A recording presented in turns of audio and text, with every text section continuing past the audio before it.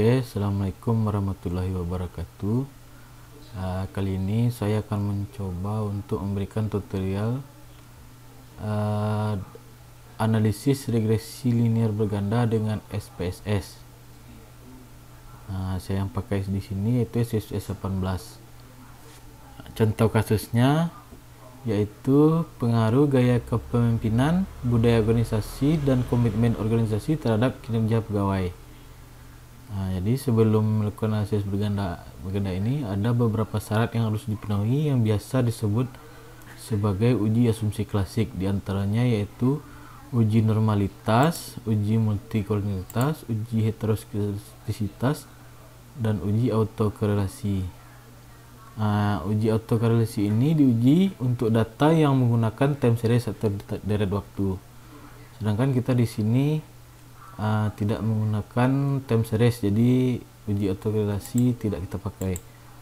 Jadi setelah uji asumsi klasik ini terpenuhi, setelah itu baru bisa dilakukan analisis regresi berganda. Yang pertama kita buka tabulasi datanya. Di sini sudah tersedia tabulasi datanya, sudah diskorkan. Di sini skor Y, skor variabel Y, variabel X1, X2, dan X3.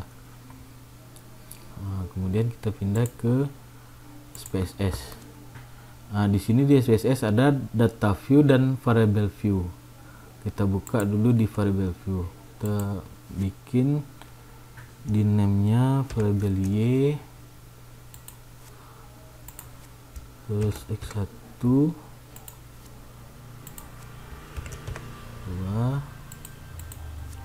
X3. Desimalnya kita nolkan saja.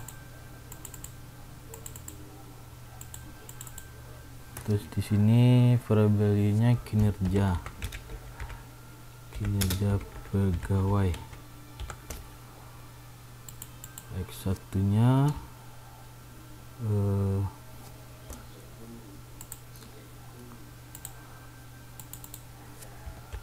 gaya kepemimpinan.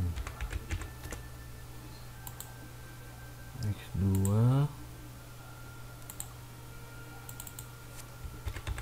budaya organisasi, dan X3 komitmen organisasi. Ini contoh kasus aja. Terus kita masuk ke data view. Data view ini kita kopikan dari Excel tabulasi data. Dari variabel Y kita kopikan di variabel Y, terus X1,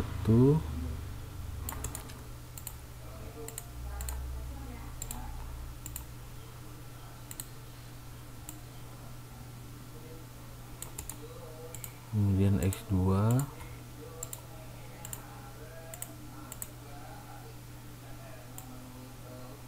dan terakhir X3.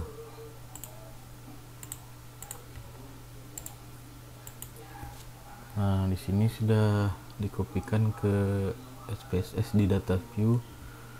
Kemudian selanjutnya yang pertama itu uji asumsi klasiknya itu uji normalitas.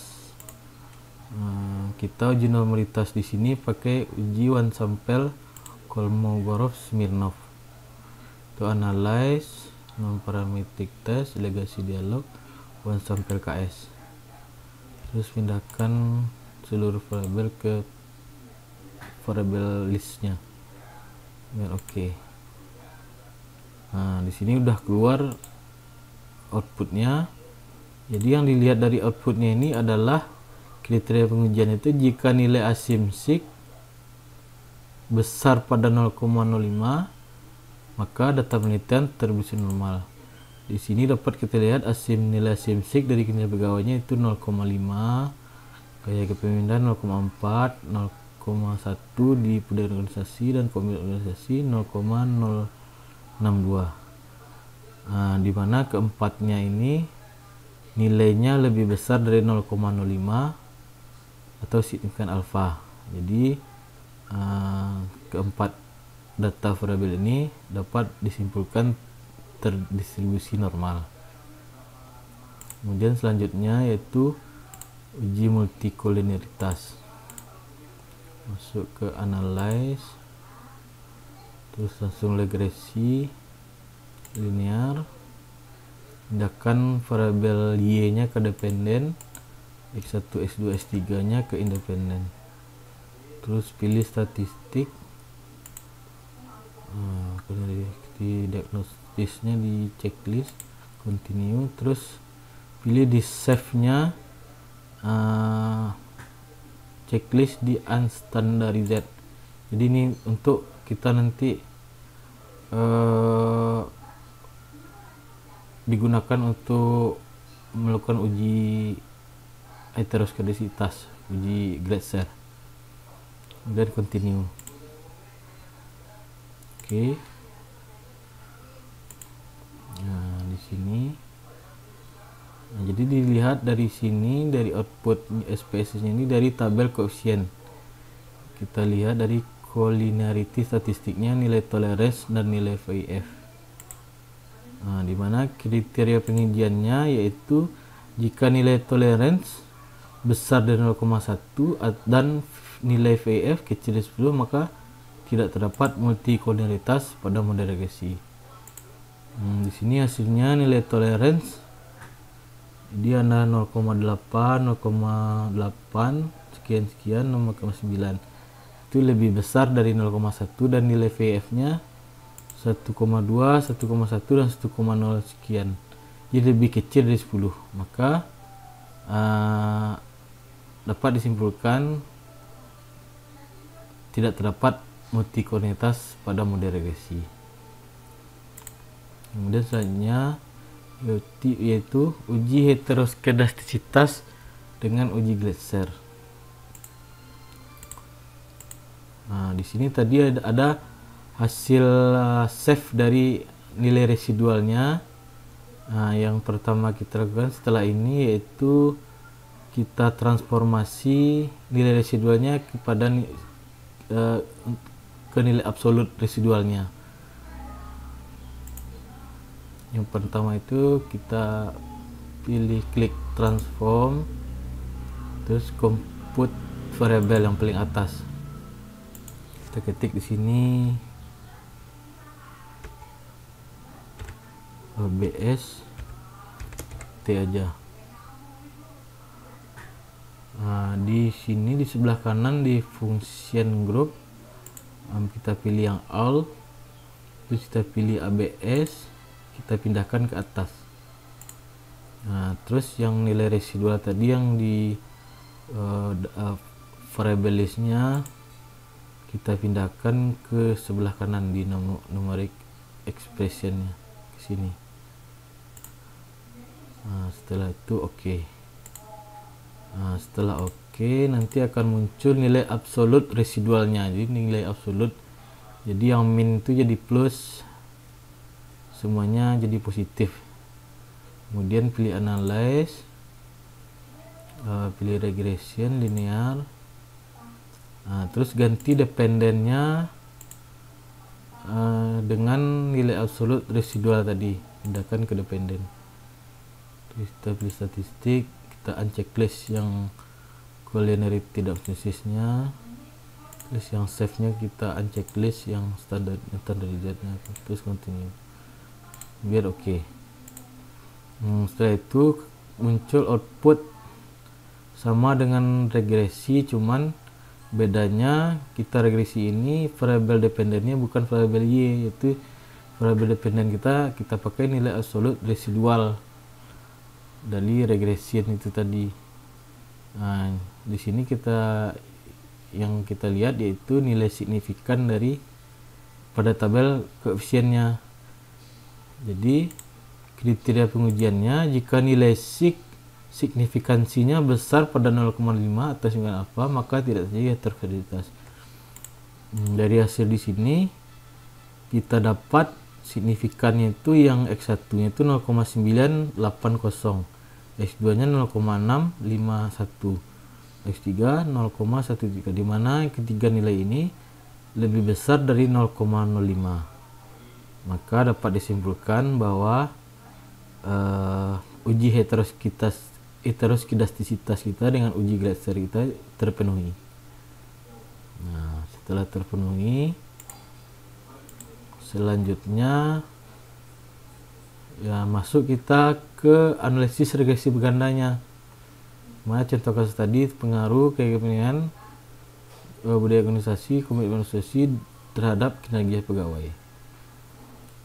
Nah, tadi output tadi udah keluar. Kita ulang sekali aja. To analyze regression linear dependentnya variabel Y. Terus kita langsung oke aja. Nah, didapat di sini. Yang pertama itu kita melihat koefisien korelasi ganda dan koefisien determinasi. Nah, dapat di sini sudah kita pindahkan tadi ke catatannya. Nah, di sini didapat koefisien korelasi gandanya yaitu 0,611 dan koefisien determinasinya itu 0,374. Nah, setelah itu di sini ada interval koefisien. Nah, jika interval koefisien korelasi gandanya berada di interval 0,4 sampai 0,59, berarti tingkat hubungannya sedang gitu. Nah, di sini kan kita dapat koefisien korelasi ganda kita 0,611 yang ini. Nah, di mana berada pada interval 0,60 sampai 79 di sini. Pada ini, maka tingkat hubungannya adalah kuat. Kita mengacu pada buku Sugiono tahun 2008. Tingkat menganalisis tingkat hubungannya. Kemudian masuk ke koefisien determinasi. Dapat kita square-nya atau koefisien determinasi itu 0,374. Jadi untuk mengetahui besar persentase pengaruh kita dikalikan 100, di mana 0,374 tadi dikalikan 100% didapat 37,4%. Nah, maka dapat disimpulkan bahwa besar pengaruh gaya kepemimpinan, budaya organisasi, dan komitmen organisasi secara bersama-sama atau simultan terhadap kinerja pegawai adalah sebesar 37,4%.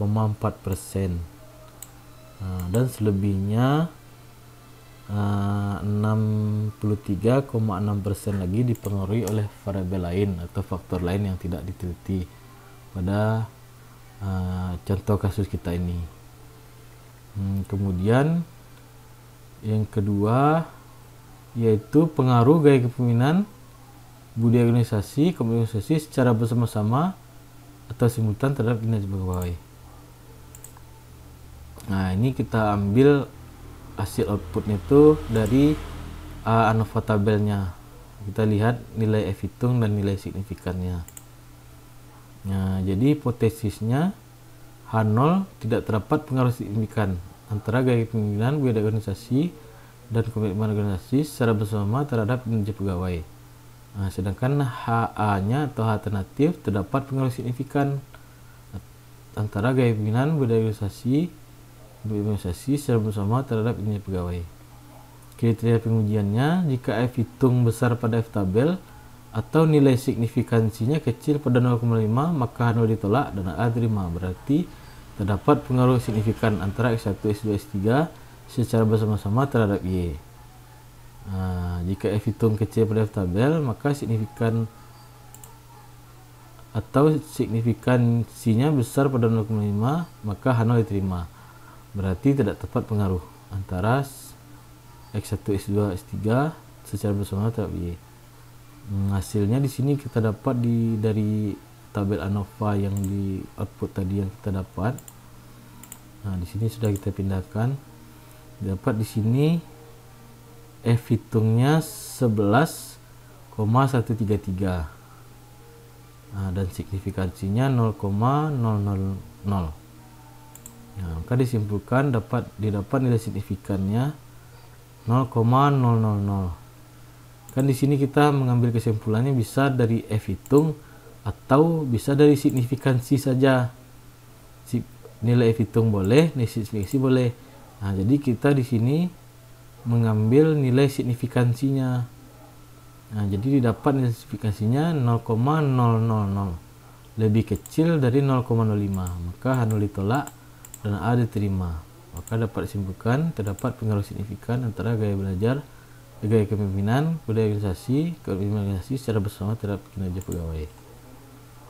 Kemudian selanjutnya itu pengaruh kepemimpinan, budaya organisasi secara parsial atau secara masing-masing terhadap kinerja pegawai. Hipotesisnya kita contohkan satu aja, itu H0-nya tidak terdapat pengaruh yang signifikan antara gaya kepemimpinan terhadap kinerja pegawai, dan alternatifnya terdapat pengaruh signifikan antara X1 terhadap Y.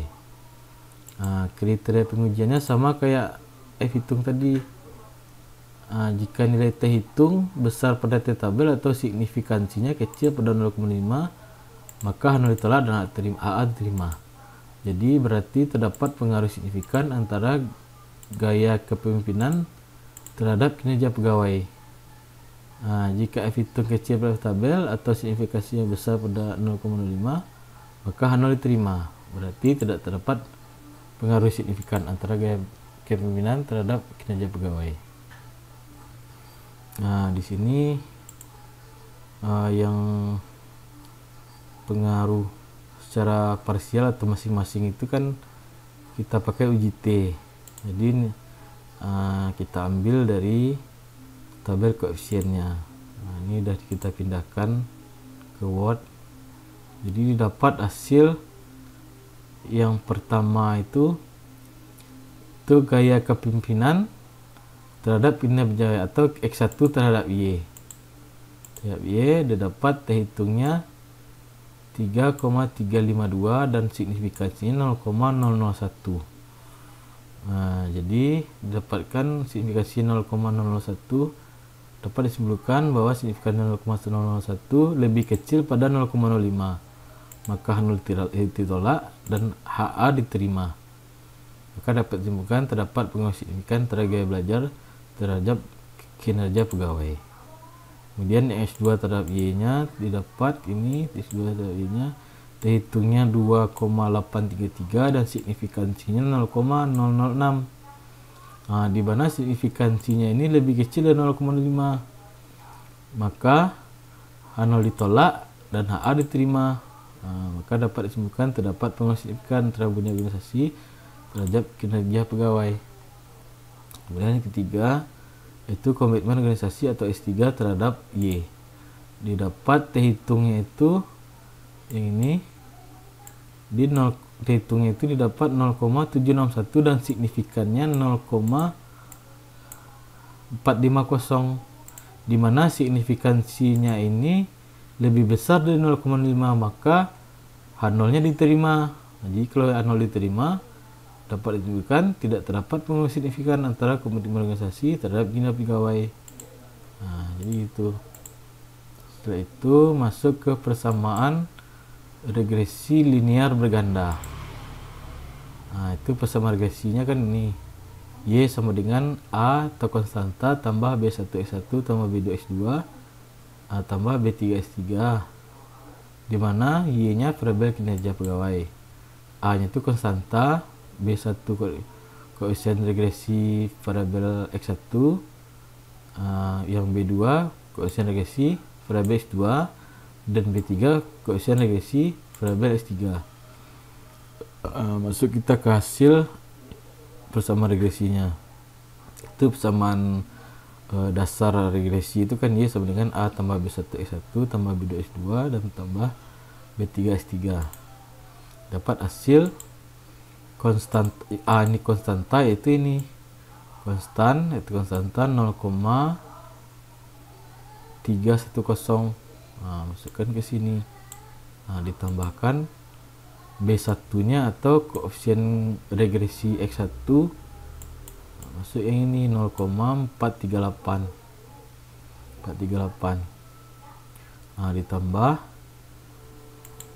B2 itu koefisien regresi X2 itu 0,303, dan yang terakhir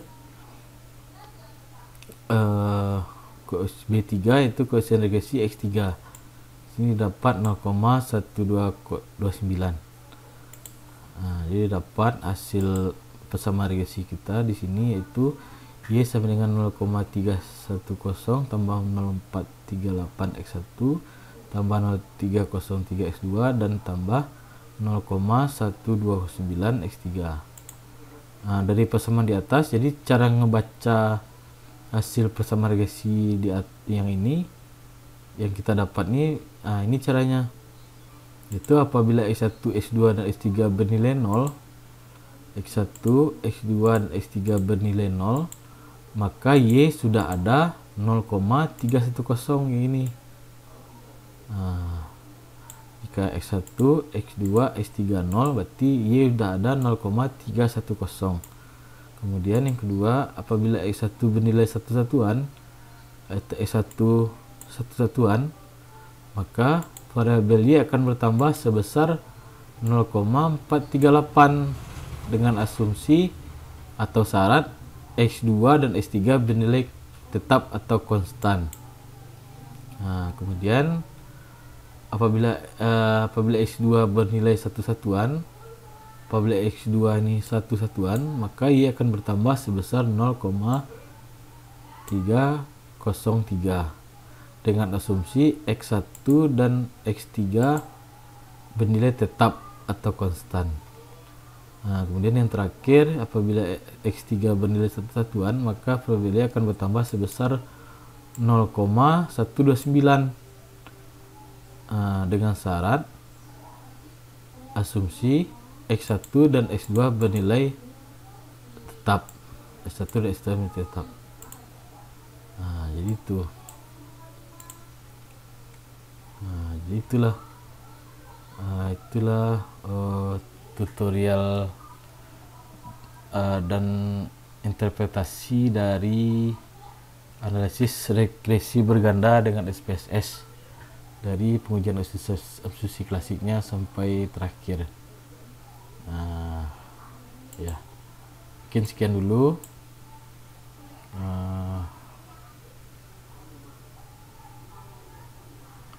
Semoga mudah dipahami dan mudah diaplikasikan. Sekian, terima kasih. Assalamualaikum warahmatullahi wabarakatuh.